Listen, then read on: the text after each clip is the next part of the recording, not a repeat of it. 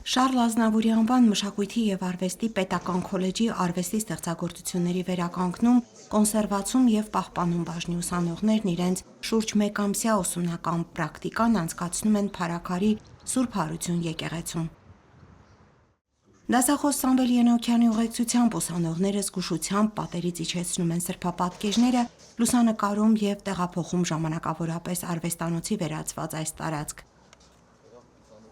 Հոգևոր հովիվ տեր-Եղամ ավագ քահանա Քեսաբյանն ասում է, որ այստեղ իր շուրջ 25 տարվա ծառայության ընթացքում դեռ այսպիսի աշխատանք չի արվել։ Սրբապատկերները ցածր են կախված, հավատացյալներն էլ սովորություն ունեն նկարների առջև աղոթելիս համբուրել ու հպվել դրանց։ Այստեղից են հավանաբար առաջացել նկարների մեխանիկական վնասվածքները։ Մաքրման աշխատանք կատարվելուց հետո կտավը փոխանցվում է մեզ, որից հետո մենք սկզբնական շրջանում բացում ենք պրոբաներ,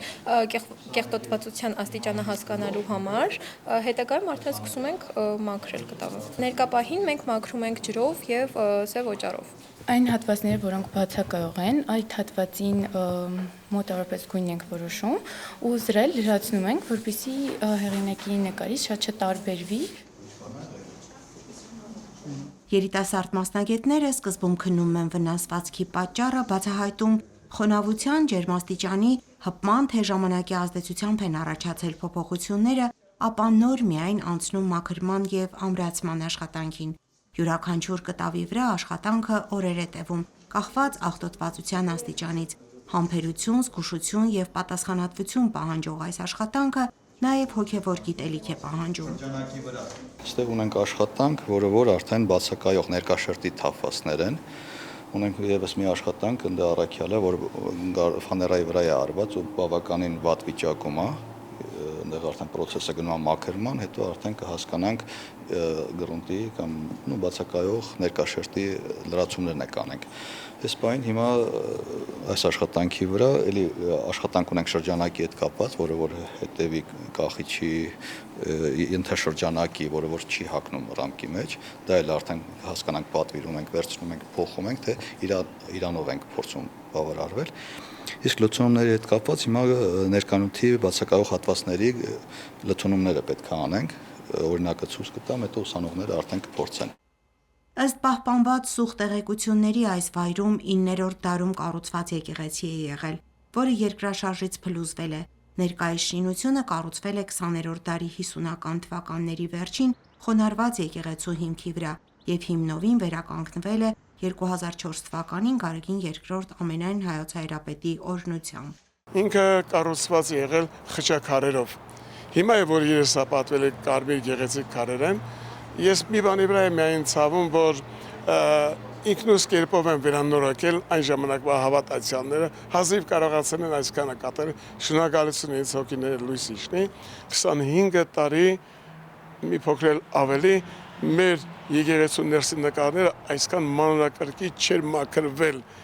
մաքրվել, քանի որ մոմի ծուխը եւ յուղը նստածել այսպես շերտ էր կազմել, երբ այսօր երեխաները մաքրում են, զարմանում այսինչ գեղեցիկ նկարներ են իհայտ գալիս, եւ քանի որ մեր եկեղեցին է Սուրբ Հարության անունն է կրում, իր անվանակոչման եկեղեցին է, զատկական մեծ նվեր եղավ ամբողջ քոլեջի կողմից։ Արվեստի և մշակույթի պետական քոլեջի տնօրեն Վրեժ Կիրակոսյանն այս եկեղեցու հետ կապված սեփական պատմությունն ունի։ Այստեղ է մասնակցում Սուրբ և Անմահ Պատարագի, խնդրել է Տեր Հոր օրհնությունը մաքրելու և վերականգնելու խորանի սրբապատկերը, ապա խորհրդակցելով քոլեջի դասախոսների հետ որոշել են մինչև Սուրբ Հարություն վերականգնել ու նոր շունչ տալ եկեղեցու պատերը զարդարող բոլոր նկարներին։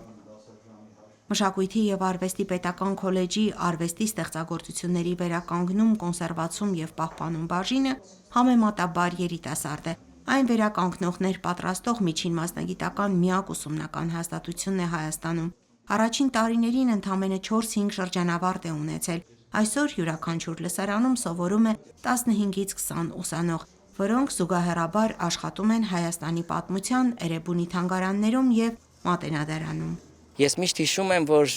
լուսահոգի Նադեժդա Սարգսյան երբ որ տնօրեն էր, մենք երբ որ ընդունելության ժամանակ մասնագիտությունների համար հայտ էինք ներկայացնում եւ ընդունվելու քանակ էինք ուզում, անընդհատ լուսահոգի Նադյան բախվում էր մի խնդրի հետ։ Չունեինք դիմորդ շատ եւ նաեւ կար ցուցում, որ ակտուալ չէ մասնագիտությունը, միգուցե փակենք, դա կվկայեն նաեւ իմ